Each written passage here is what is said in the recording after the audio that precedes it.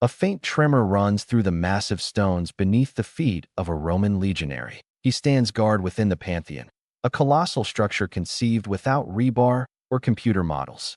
It holds secrets that will defy understanding for millennia to come. Its unreinforced concrete dome, 43 meters across, remains the largest in the world. It stands firm for nearly 2,000 years, a feat modern engineering struggles to fully explain. Today, we journey across 7 extraordinary locations scattered across the ancient world. Each site unveils an engineering and artistic brilliance that should not have existed in its time. They compel us to ask a quiet, unsettling question. What profound knowledge did our distant predecessors possess that we have yet to rediscover? Our journey begins in the heart of Rome, beneath that very dome. The Pantheon, constructed under Emperor Hadrian around 125 CE, stands as a testament to Roman ingenuity. Its central feature, the awe-inspiring dome, spans 43.3 meters. For context, the dome of St. Peter's Basilica, erected nearly 1,500 years later, is smaller and relies on iron chains for structural integrity. The Romans, however, achieved their marvel without such reinforcement, by employing a technique that modern engineers only fully grasped in the 20th century. The concrete at the dome's base was a heavy mixture of tufa and travertine. Yet, as the structure ascended towards its zenith, builders transitioned to pumice. This was a volcanic stone 3 times lighter. The dome subtly lightens with its rise, a deliberate and precise calculation of mass distribution. This was not a mere accident. At its peak, a vast, circular opening, the oculus, nearly 9 meters in diameter, remains open to the heavens. Should rain fall, it does not pool inside. The Pantheon's floor features a barely perceptible slope directing water towards 22 hidden drainage channels. This entire edifice functions as a singular, harmonious mechanism, each element serving a precise purpose. In 2023, a team from the Massachusetts Institute of Technology analyzed Roman concrete. They identified lime particles, once dismissed as impurities. These particles, upon contact with water, initiate a chemical reaction that fills microcracks. The Pantheon's concrete possesses an inherent ability to mend itself, a property intentionally embedded by its Roman creators. We comprehend this mechanism today through the lens of electron microscopes. They wielded this understanding 2 millennia ago. Renaissance architects, like Filippo Brunelleschi, spent years studying the Pantheon with ropes and plumb lines before constructing the Florentine Duomo, which, despite his efforts, remained smaller. Michelangelo, gazing upon its majesty, famously declared it the work of angels, not men. If the Romans' foresight surprised you, consider a civilization that predated them by over a millennium. On the island of Crete, a Bronze Age society thrived with sophisticated plumbing, sanitation, and ventilation systems. The Palace of Knossos, unearthed by British archaeologist Arthur Evans in 1900, revealed not a primitive fortress, but a sprawling complex spanning over 20,000 square meters, boasting 1,300 rooms.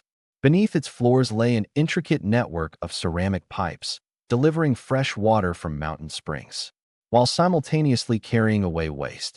These pipes were ingeniously conical, tapering at one end to fit snugly into the next, creating vital water pressure, a hydraulic principle not formally articulated until the 17th century. The Minoans employed this technology 1,500 years before the Romans began constructing their renowned aqueducts.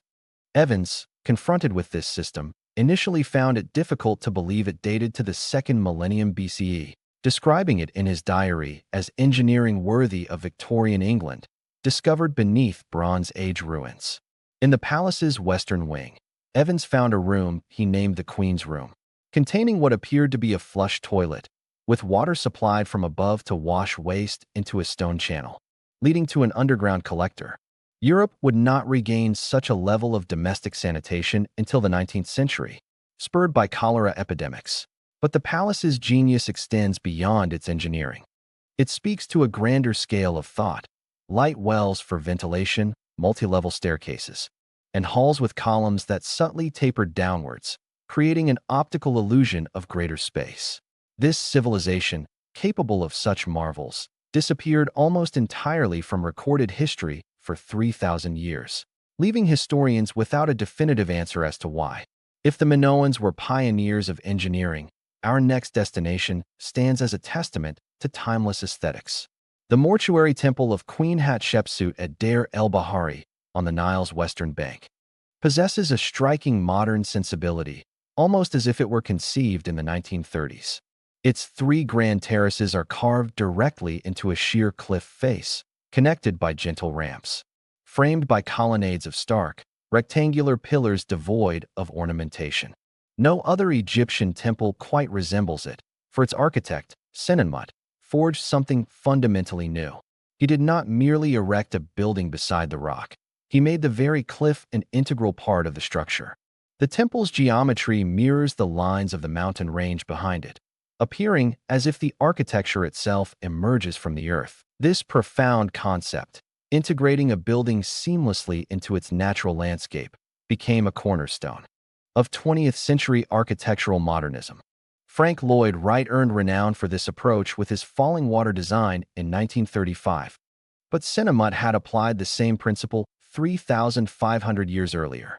The temple is oriented with such precision that on the winter solstice, a single beam of sunlight penetrates all three levels, illuminating the statue of the god Ammonius within its farthest sanctuary. This astronomical alignment implies a calculation of the building's axial tilt with astonishing accuracy, achieved without telescopes or computers. Queen Hatshepsut herself was one of history's few female pharaohs. After her passing, her stepson, Thutmose III, attempted to erase all mention of her. Workers defaced her name from stele and scoured her image from reliefs. Yet, the temple itself remained untouched, for its destruction would have meant the undoing of the very cliff. This enduring structure, conceived as a monument to one woman, survived all attempts to strike her from history, standing steadfast for 3.5 millennia. If carving a building into a mountain seems complex, the next artisans took their craft even further. They carved an entire city from a vertical rock face, beginning from the very top. Petra, in modern-day Jordan, once served as the magnificent capital of the Nabatean kingdom, a pivotal trading hub of the ancient world. Its most iconic facade, Al-Khazna, the treasury, is carved from solid pink sandstone, soaring 40 meters upwards. To truly grasp the complexity of this achievement, one must understand their method. Builders began at the cliff's summit and worked their way down.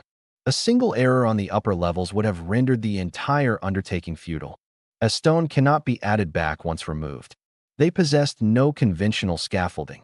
Instead, they carved steps directly into the cliff, descending to create the facade, centimeter by painstaking centimeter.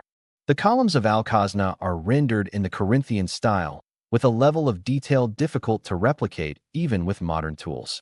The Nabateans were not simply copying Greek architecture. They merged it with Egyptian and Mesopotamian motifs, forging a unique style found nowhere else on Earth. The city housed over 800 rock-cut tombs, temples, and dwellings. Yet less than 15% of its vast territory has been excavated to this day. Beyond their mastery of rock carving, the Nabateans' hydroengineering in the desert is equally remarkable. In a land where rain falls but a few times a year, they sustained a city of 100,000 residents, complete with fountains and pools. An elaborate system of channels, cisterns, and ceramic pipes collected every precious drop of water from an area spanning hundreds of square kilometers and directed it into the city. The Nabateans developed a unique waterproof plaster for the interior surfaces of their stone reservoirs, a recipe that has yet to be fully recovered. When Rome annexed the Nabatean kingdom in 106 CE, even the Roman engineers, who considered themselves the world's finest, were astonished by the sophistication of Petra's water supply. They did not attempt to redesign it. They simply continued to utilize it, which stands as the highest form of professional acknowledgement. Now, our journey takes us to another corner of the world, to Rajasthan, India, where in the 9th century CE, a structure was built that continues to take the breath away of modern architects. The Chand Bauri stepwell descends 13 stories into the earth, encompassing 3,500 steps, arranged in a perfectly symmetrical geometric pattern. Viewed from above, the well's walls appear less like 9th-century stonework and more like an intricate optical illusion, a rendered image from a 3D modeling program. Each of its four sides descends towards the water via zigzagging staircases, with every step fitted to its neighbor with an exactitude that defies coincidence. The step well was commissioned by Raja Chand of the Nikumba dynasty, likely between 800 and 900 CE. The conventional explanation is straightforward. An arid climate demanded deep access to groundwater. But if the sole purpose was water, why such extraordinary complexity? A simple shaft with a rope and bucket would have sufficed. Instead, we find 3,500 steps, laid with mathematical precision. Some historians propose that Chand Bowery was more than a mere well. It was a temple complex, a place of contemplation where the descent to the water symbolized a spiritual journey towards enlightenment. At the bottom, the temperature is consistently 5 to 6 degrees Celsius cooler than at the surface, providing natural air conditioning in the scorching Rajasthan heat. People descended not only for water but for respite, transforming the step well into a vibrant center of community life. On one side, in contrast to the other three, there are no stairs. Instead, a gallery with niches, pavilions, and sculptures indicates the presence of a temple dedicated to the goddess of joy, Harshut Mata, confirming that Chand Bowery was conceived as something far greater than just a water source. Its architect designed a space where the daily necessity of collecting water was elevated into a ritual, transforming a utilitarian structure into a profound work of art. What further astonishes engineers is the construction's resilience. 13 stories built into soft limestone, enduring for 1,200 years without a single crack. From India, we travel to Lebanon, to a place where stones lie that seemingly should not be there. Baalbek, known in antiquity as Heliopolis, a city in the Bekaa Valley, holds monumental foundations that challenge even modern heavy machinery. The Temple of Jupiter at Baalbek rests upon a platform of colossal stone blocks, 3 of which are famously known as the Trilithon. Each of these blocks weighs approximately 800 tons and measures about 21 meters in length. They were lifted to a height of 7 meters and laid upon each other with millimetric precision, without mortar, leaving no visible gaps. To comprehend the scale, 800 tons is roughly the weight of 2 fully loaded Boeing 747 passenger jets. While modern cranes capable of lifting such weight do exist, they are rare, requiring months of site preparation. In a nearby quarry, another block, the so-called Stone of the South, weighing around 1,200 tons, still lies partially carved, abandoned for reasons unknown. In 2014, the German Archaeological Institute discovered yet another block nearby, christened the Stone of the Pregnant Woman, weighing an astonishing 1,650 tons.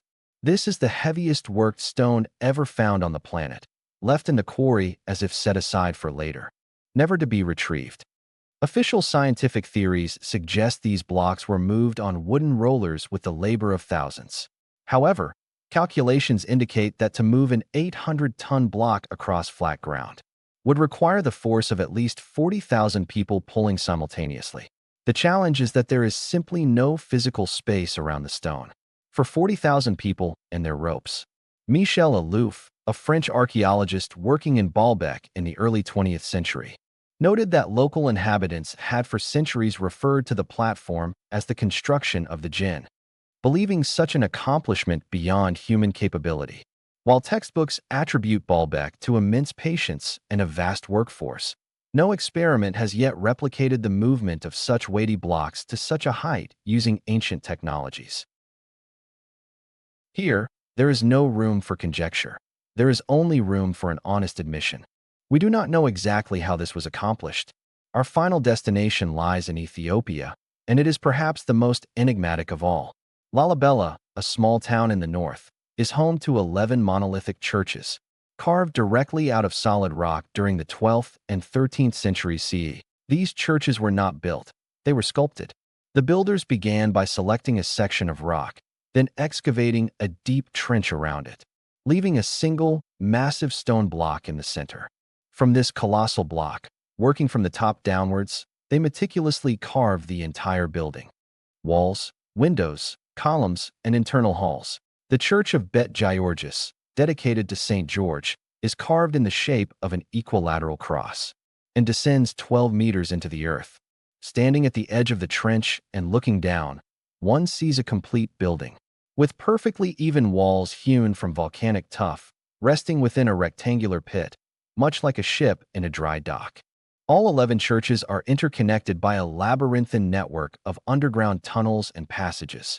An ingenious drainage system diverts rainwater away from the walls, preventing erosion. The building's orientation takes into account the cardinal directions and the flow of water. According to Ethiopian tradition, King Lalibela ordered the construction of a new Jerusalem, after Muslims captured the true Jerusalem in 1187 CE. Legend claims the work took 23 years, with angels assisting the laborers by night, doubling their output. If we set aside the legends and calculate the sheer volume of rock that had to be extracted, the numbers are dramatic. For Bet Georgis alone, approximately 500 cubic meters of rock were removed. For all 11 churches, including their tunnels and trenches, the total amounts to tens of thousands of cubic meters. This was achieved without steel tools, without explosives, without any form of mechanization. The Portuguese monk Francisco Alvarez, who reached Lalibela in 1521, wrote in his records that no one would believe his account. He was right. In Europe, his report was dismissed as fiction, and Lalibela remained largely unknown to the Western world for another 400 years. Even today, though these churches are a UNESCO World Heritage Site, most people outside of Africa have never heard of them. Bet Georgis stands within its stone pit even now, and rainwater still drains from its walls precisely as intended 800 years ago. Every Sunday, priests in white robes descend the narrow, rock-hewn steps to conduct services in the very halls for which these churches were created.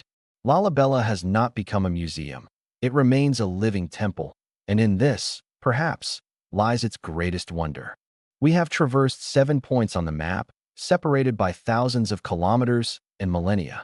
Roman concrete, Minoan plumbing, Egyptian landscape integration, Nabatean rock carving, Indian geometric depth, Lebanese impossible logistics, and Ethiopian subtractive architecture. Remarkably, not one of these advanced technologies was consistently transmitted to the next civilization. Each time, knowledge was born, reached a peak of perfection, and then receded along with the culture that fostered it. The recipe for Roman concrete was largely lost after the fall of the empire, and is not fully recovered even today. Minoan hydraulics vanished, possibly with the sharp shift caused by the eruption on Santorini. Nabatean mastery of rock carving faded as trade routes shifted and Petra gradually emptied. We often assume that progress follows a linear path, from the simple to the complex, from caves to skyscrapers. These 7 locations prove that the trajectory of progress has always been jagged, marked by peaks we still struggle to replicate, and valleys that stretched for centuries. Perhaps the fundamental inaccuracy in our history books is not in what they state, but in their depiction of a smooth road where, in reality, there was a mountain path fraught with steep inclines and sudden drops. If knowledge truly recedes with civilizations, then each of these 7 sites is not merely a destination for wonder, but a profound caution. A caution that even the most refined technology is rendered useless if there is no one left to pass it on to the next generation. We cannot foresee what knowledge we might lose tomorrow, nor how many centuries it might take to rediscover it. But one truth remains clear: those who dismiss our ancient ancestors as primitive have simply never stood beneath the soaring dome of the Pantheon, nor touched the sculpted walls of Lalibela.